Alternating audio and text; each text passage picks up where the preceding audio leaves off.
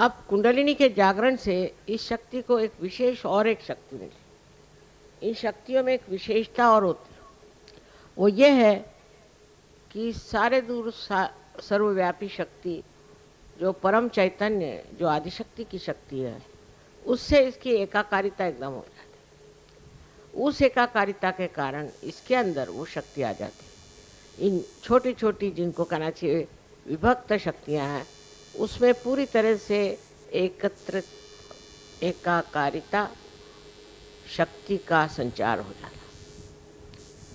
माने ये कि अगर समझ लीजिए आपकी हृदय की शक्ति कमजोर, तो उसका संबंध जब इस परम चैतन्य से हो जाता है तो वो निर्बल शक्ति शक्तिशाली नहीं हो जाती है, और उसका संदेश सारे शक्तियों के पास पहुंच जाता है कि अब कोई फिक्र करने की बात नहीं है, अब ये शक्ति जो है प्रबल हो गई। पर शक्ति जो है वो स्त्री स्वरूप है और देवता जो है वो पुरुष स्वरूप है। सो स्त्री का मान रखना, स्त्री का आदर रखना, गृहलक्ष्मी को गृहलक्ष्मी जैसे रखना आदि बहुत ज़रूरी बातें हैं जो हमारे यहाँ जो पुरुष हैं उनको सीखना चाहिए।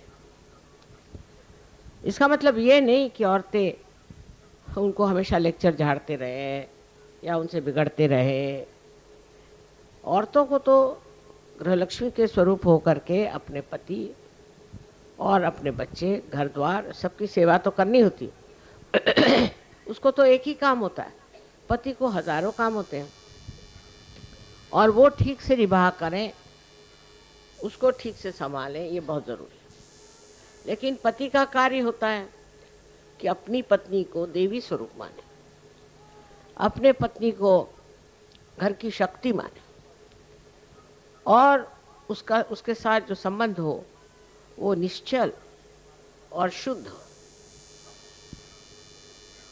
मनुष्य कभी कभी ये सोचने लग जाता है कि वो जैसे भी चाहे चले और ठीक है क्योंकि पुरुष है, ये उसको बड़ी गलतफहमी है।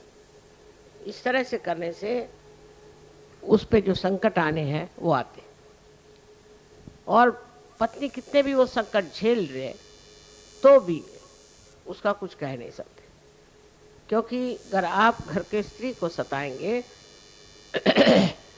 तो वहाँ पर देवताओं का रमण नहीं हो सकता।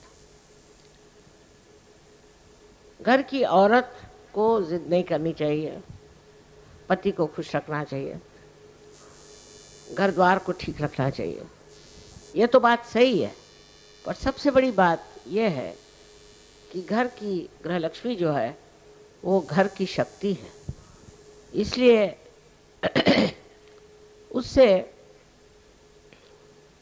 एक तरह की बड़ी गहरी एकाकारिता साध्य करनी चाहिए।